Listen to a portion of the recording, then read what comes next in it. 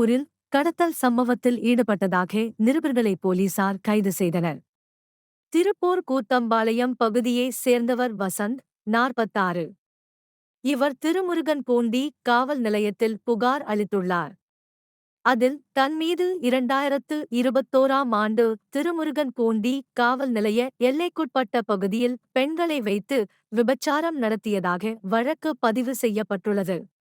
எனவும் அதற்குப் பிறகு அதனை கைவிட்டு தற்போது பனியன் கம்பெனியில் வேலைக்கு சென்று வருகிறேன். இந்த நிலையில் நேற்று முன்தினம் தனது வீட்டுக்கு அருகில் காரில் வந்த 4 பேர் கொண்ட கும்பல் மது போதையில் இருந்தனர். 4 பேரில் ஒருவர் என்னிடம் பேச்சு கொடுத்து ஓரிடத்திற்குச் செல்ல வேண்டும் என காரில் அழைத்துச் சென்றனர்.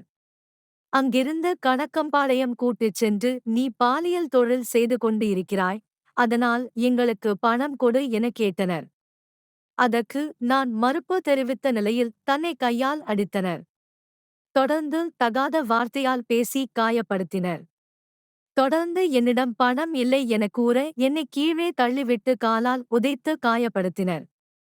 பின்னர் மீண்டும் காரில் ஏற்றி வீட்டுக்கு அருகில் கொண்டு வந்து இறக்கிவிட்டு சென்று விட்டனர்.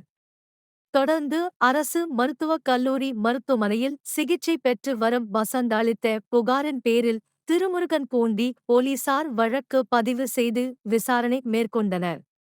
விசாரணையில் வசந்தை காரில் கடத்திச் சென்ற நபர்கள் திருப்பூர் கணக்கம்பாளையம் பகுதியைச் சேர்ந்த அன்புராஜ், 36, பாண்டியன் நகர் பகுதியைச் சேர்ந்த நீலகண்டன் என்கிற மணி, 41, திருப்பூர் கருப்பராயன் நகர் பகுதியைச் சேர்ந்த முரளி, 28 மற்றும் பாரத், 26 என்பது தெரியவந்தது.